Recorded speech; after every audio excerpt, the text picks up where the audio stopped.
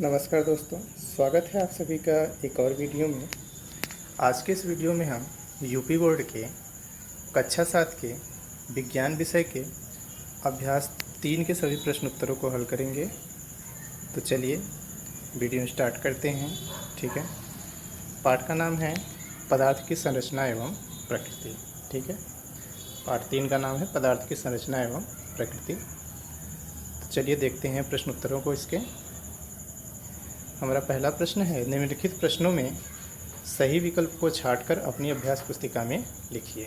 ठीक है, तो क्या है, इनमें से किसके अणुओं के बीच अंतर आणविक आकर्षण बल सबसे अधिक होता है। अंतर आणविक आकर्षण बल का मतलब होता है अणुओं के बीच कार्य करने वाला बल। तो आपको बताना है निम्न में से किसमें अंतर आणविक बल यानी अणुओं के बीच जो बल कार्य करता है वह सबसे ज़्यादा होता है। ठीक है, पहला ऑप्शन है आपका पानी, दूसरा है बर्फ, तीसरा है भाप और चौथा है ऑक्सीजन। ठीक है, तो चैप्टर पढ़ते वक्त आप यह जानते थे कि जो ठोस वस्तुएं होती हैं उनमें अंतर आणविक आकर्षण बल सबसे अधिक होता है। तो इसमें है बर्फ, यही हमारा क्या है, सही है। ठीक है, अगले प्रश्न पे आते हैं।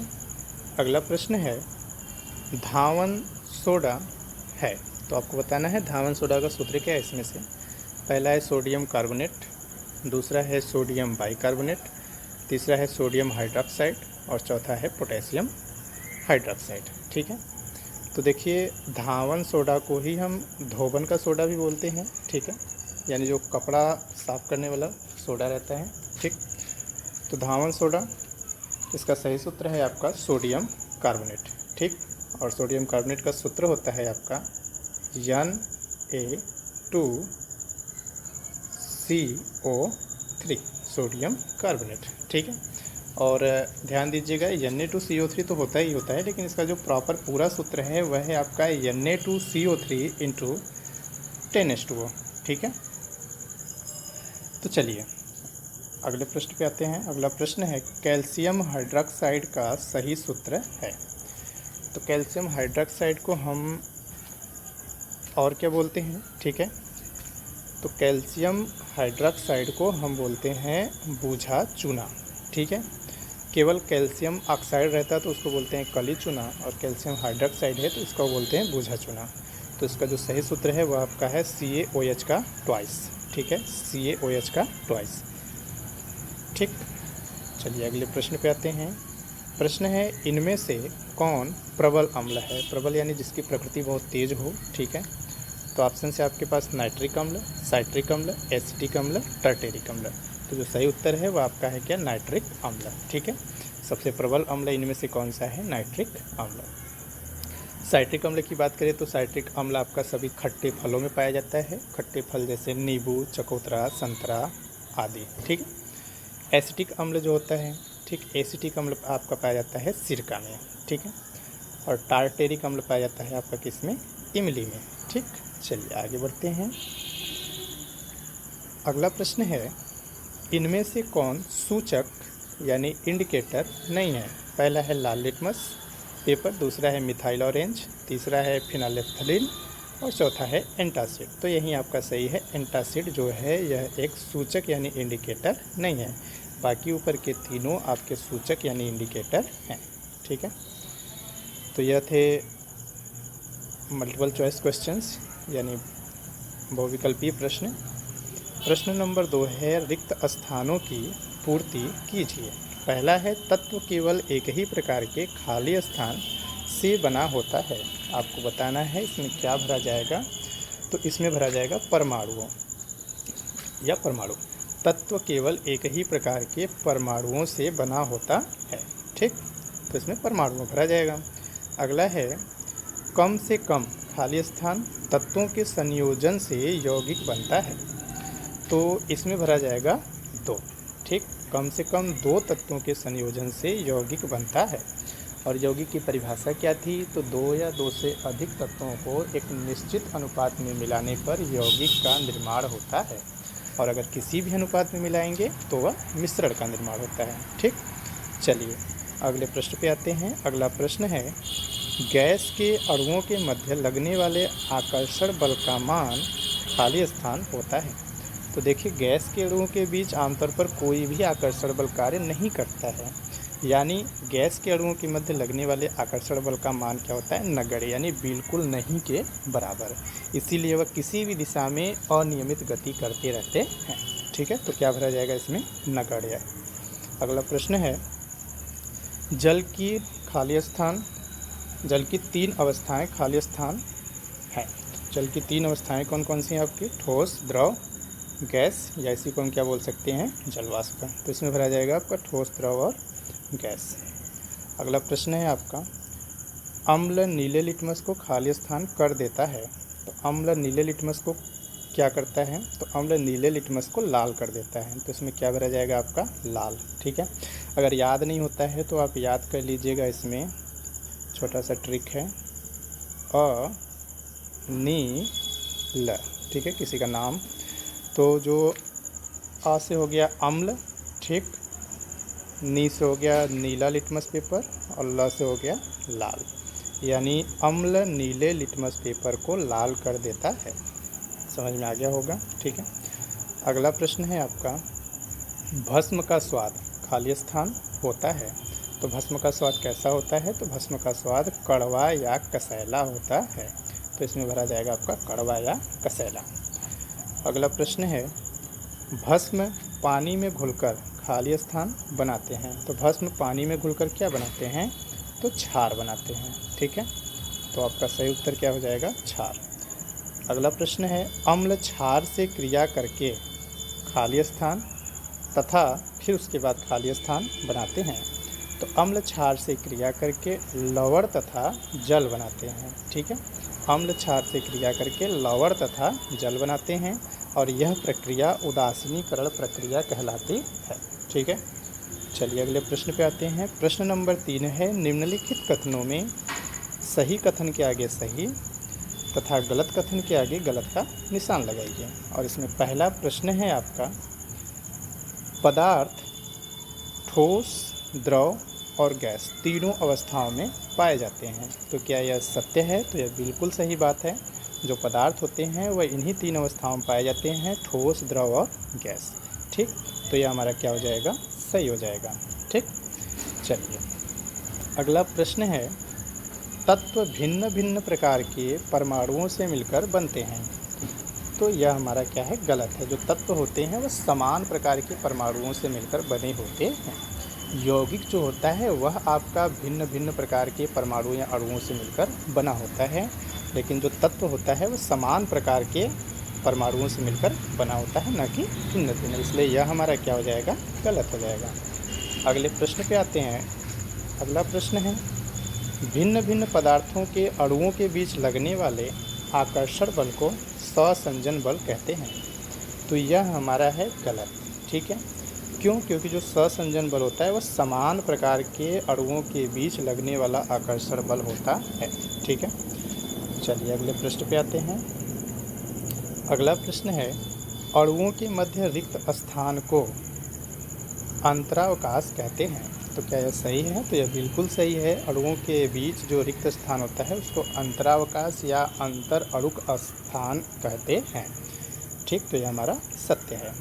अगला प्रश्न है, चांदी जिसका संकेत होता है Ag का लैटिन नाम, लैटिन एक भाषा है, तो चांदी जिसका संकेत होता है Ag का लैटिन नाम अर्जेंटम है। तो यह बिल्कुल सत्य है। ठीक है, चांदी का लैटिन नाम क्या होता है, अर्जेंटम। ठीक, तो यह हमारा क्या था, सत्य था।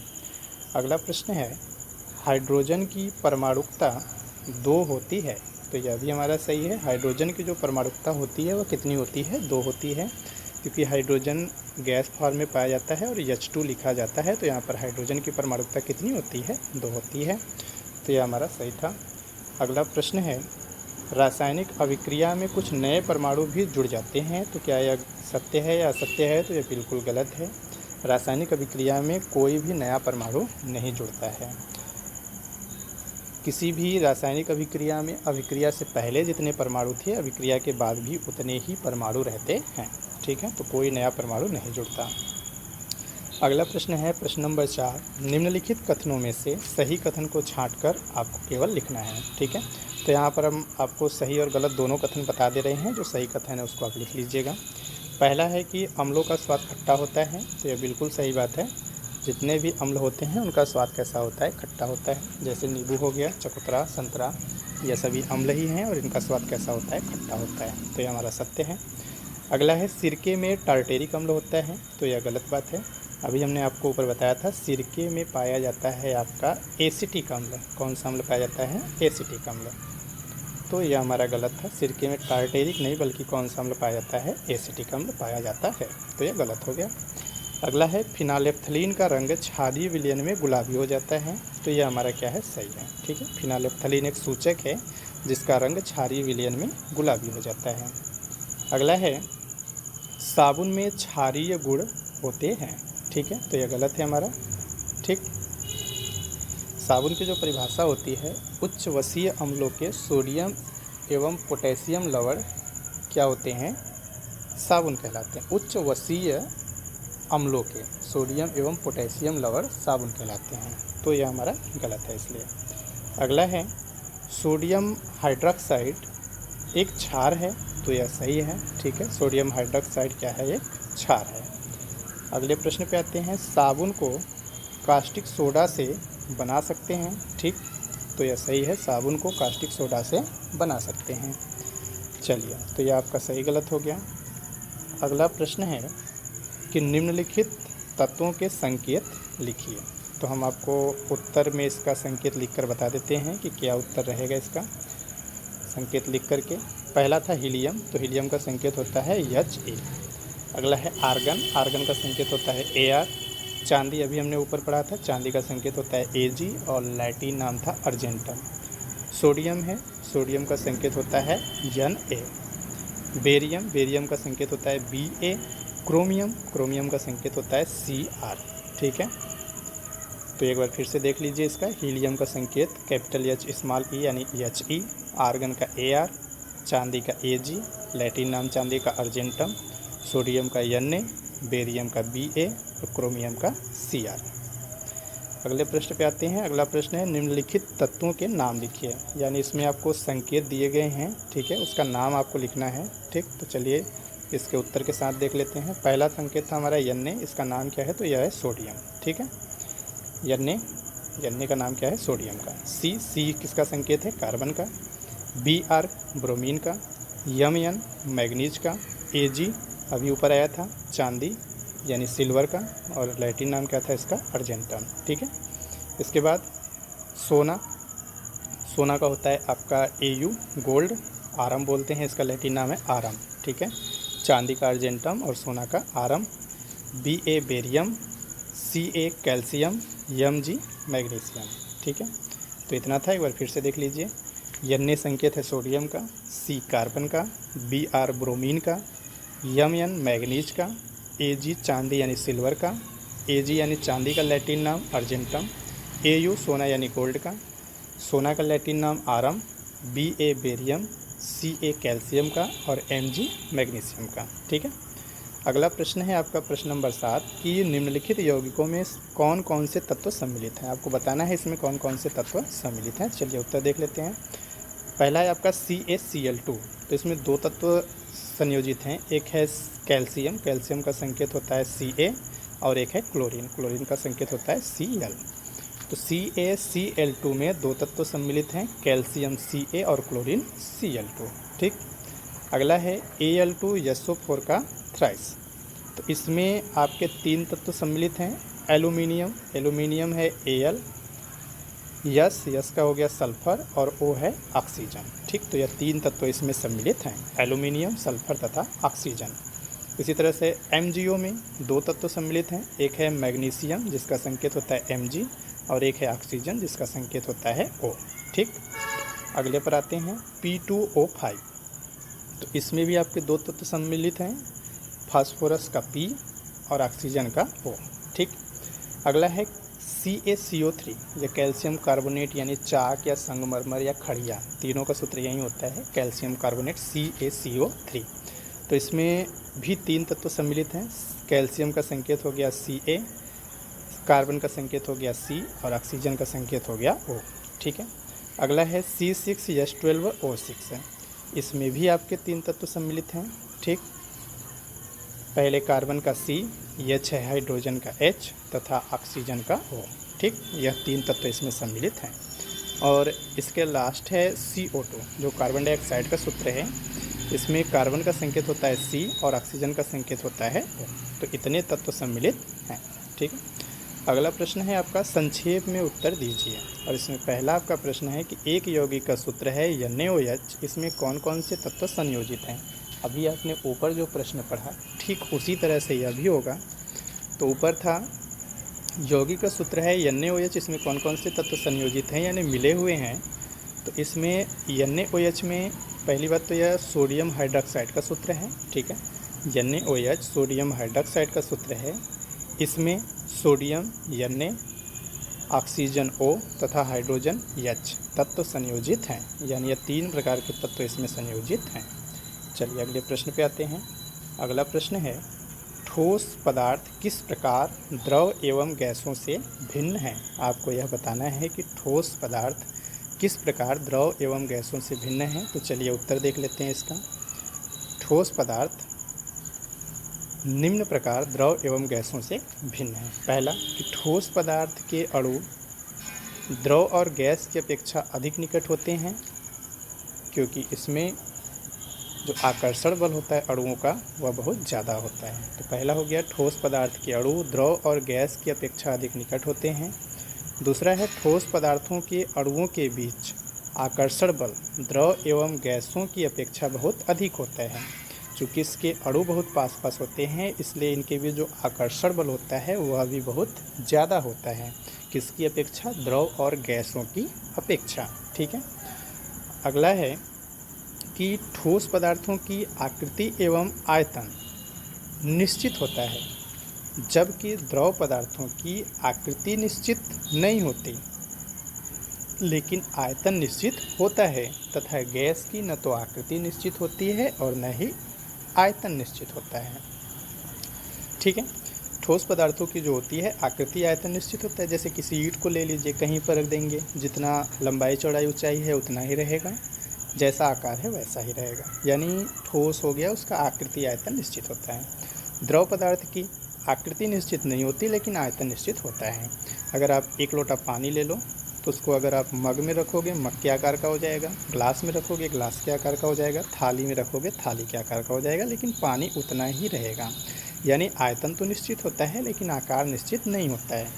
और गैस की न तो आकृति निश्चित होती है और ना ही आयतन निश्चित होता है। अगर किसी कमरे में, छोटे कमरे में अगर बत्ती जला देते हैं आप तो उतने कमरे में वो महकेगा, बड़े कमरे में जला देंगे तो पूरे बड़े कमरे में भी वही अगरबत्ती महकेगी। यानी इसका न तो आयतन निश्चित होता है और न ही आकार निश्चित होता है।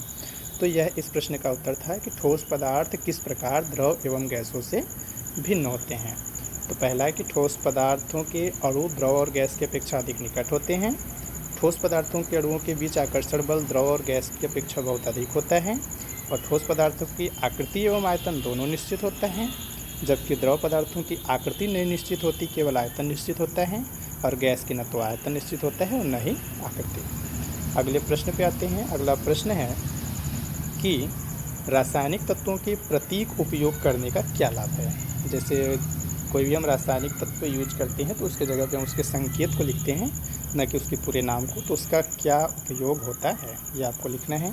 तो चलिए इसका उत्तर देख लेते हैं कि रासायनिक तत्वों के प्रतीक का उपयोग करने से हमें रासायनिक अभिक्रिया दर्शाने में आसानी होती है, जिससे यह पता चलता है कि अभिक्रिया में तत्व के कितने अणु और परमाणु सम्मिलित हैं। यह इसका उत्तर हो गया। अगला प्रश्न है कि H2 और 2H में क्या अंतर है। तो चलिए उत्तर देख लेते हैं। H2 का प्रयोग हाइड्रोजन की एक अणु को दर्शाने के लिए होता है, जबकि 2H का प्रयोग हाइड्रोजन के 2 परमाणु को दर्शाने के लिए होता है। यहाँ पर भी 2 ही रहेगा। H2 का प्रयोग हाइड्रोजन के 2 अणु को दर्शाने के लिए होता है, जबकि 2H का प्रयोग हाइड्रोजन के 2 परमाणु के लिए दर्शाने के लिए होता है। यानी यहाँ पे जो 2 लिखा है आगे, यह दर्शाता है परमाणु को, और यहाँ पर जो नीचे लिखा रहता है वह किसको दर्शाता है? अणु को। यानी H और यहाँ पे 2 तो यह अणु, 2 और H तो यह परमाणु। ठीक, अगले प्रश्न पे आते हैं। अगला प्रश्न है, अम्ल क्या है ठीक। तो उत्तर कि अम्ल क्या है, तो सबसे पहले कि वह पदार्थ जो स्वाद में खट्टे होते हैं वह क्या कहलाते हैं, अम्ल कहलाते हैं। यह तो सभी को याद हो जाता है कि वे पदार्थ जो स्वाद में खट्टे होते हैं उसे क्या कहते हैं, अम्ल कहते हैं। उदाहरण के लिए जैसे नींबू, संतरा, यह सभी चीज़ें। लेकिन कुछ और भी इसकी अच्छी परिभाषाएं क्या होंगी, तो अम्ल वह यौगिक है जो पानी में घुलकर H+ आयन देते हैं, उसे क्या कहते हैं, अम्ल कहते हैं। अम्ल नीले लिटमस को लाल कर देता है तथा क्षार से क्रिया करके लवण तथा जल बनाते हैं। यह आपका हो गया अम्ल की परिभाषा। ठीक है, कोई भी 2 लाइन याद कर लीजिएगा, वैसे तीनों लाइन याद कर लेंगे तो बहुत अच्छा रहेगा। अम्ल क्या है, वह पदार्थ है जो स्वाद में खट्टे होते हैं, अम्ल कहलाते हैं। अम्ल वह यौगिक है जो पानी में घुलकर H+ आयन देते हैं। अम्ल नीले लिटमस को लाल कर देते हैं तथा क्षार से क्रिया करके लवण तथा जल बनाते हैं। जैसे कुछ अम्लों के नाम हैं, सल्फ्यूरिक अम्ल, सूत्र हो गया H2SO4, हाइड्रोक्लोरिक अम्ल, सूत्र हो गया HCl, नाइट्रिक अम्ल, सूत्र हो गया HNO3। ठीक है, चलिए अगले प्रश्न पे आते हैं। अगला प्रश्न है, सूचक किसे कहते हैं, किन्हीं 2 सूचक के नाम बताइए तथा अम्ल और क्षार का इन पर क्या प्रभाव पड़ता है यह लिखिए। थोड़ा लंबा प्रश्न है तो इसका उत्तर भी थोड़ा लंबा ही होगा। ठीक है, तो चलिए देखते हैं।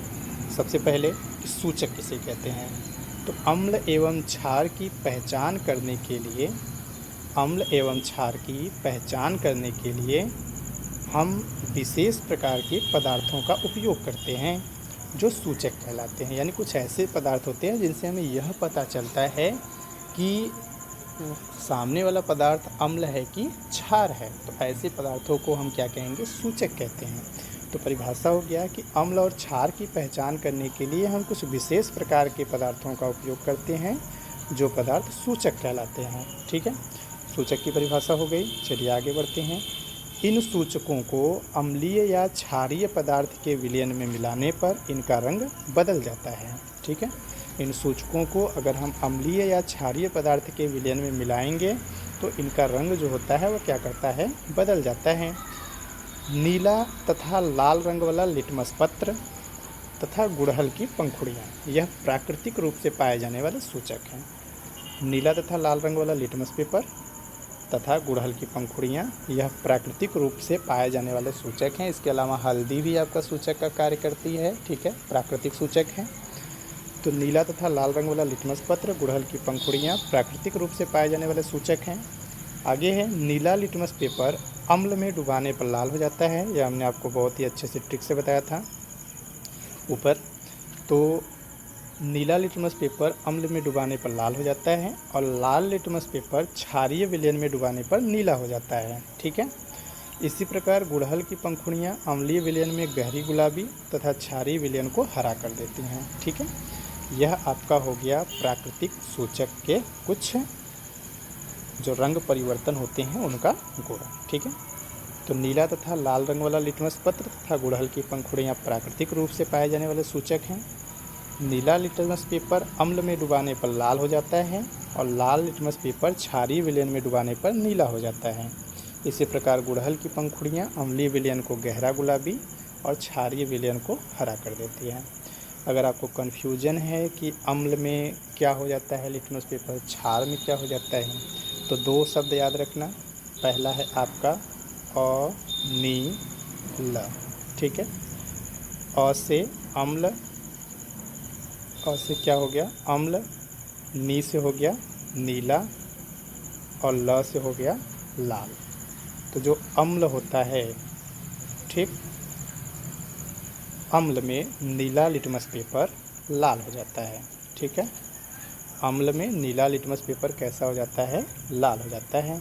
और याद कीजिएगा क्षार के लिए छ ल नी। ठीक है, छ से हो गया आपका क्षार, ल से हो गया आपका लाल और नी से क्या हो गया, नीला। तो क्षार जो होता है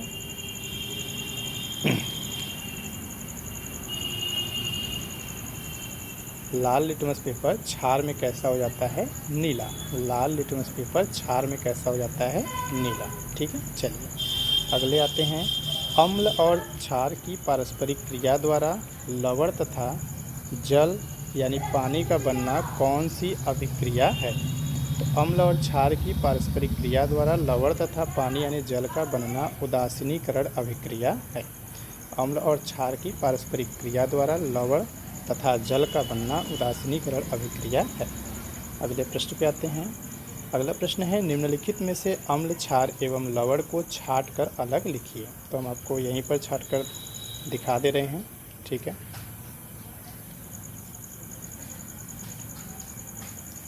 पहला है नींबू का रस। तो नींबू का रस आपका क्या है? अम्ल है। कास्टिक सोडा है, कास्टिक सोडा क्षार के अंतर्गत आता है। बूझा चूना है, यह भी क्षार के अंतर्गत आता है। कैल्शियम सल्फेट या लवण के अंतर्गत आता है। सिरका है, यह अम्ल के अंतर्गत आता है।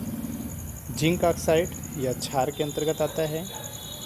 नमक हो गया, यह लवण के अंतर्गत। और इमली का रस, यह भी अम्ल के अंतर्गत आता है।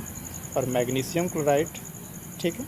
या अलग अलग लिखना चाहें तो यहाँ पर देख सकते हैं, ठीक है। अम्ल के अंतर्गत क्या क्या आता है? नींबू का रस, सिरका और इमली का रस। क्षार के अंतर्गत आपका आएगा चूना, जिंक ऑक्साइड और कास्टिक सोडा। लवण के अंतर्गत आएगा कैल्शियम सल्फेट, नमक और मैग्नीशियम क्लोराइड, ठीक है। लास्ट प्रश्न पे आते हैं। लास्ट प्रश्न है आपका कि निम्नलिखित की क्रिया से क्या बनता है? NaOH की जब HCl यानी हाइड्रोक्लोरिक अम्ल, सोडियम हाइड्रोक्साइड की हाइड्रोक्लोरिक अम्ल से क्रिया होगी तो बनता है सोडियम क्लोराइड प्लस H2O। तो यह हो गया। NaOH प्लस HCl क्रिया करेंगे तो बनेगा NaCl प्लस H2O। और Na प्लस Cl क्रिया करेंगे तो आपका बनेगा NaCl, ठीक है। तो यह पार्ट 3 के सभी प्रश्न उत्तर थे।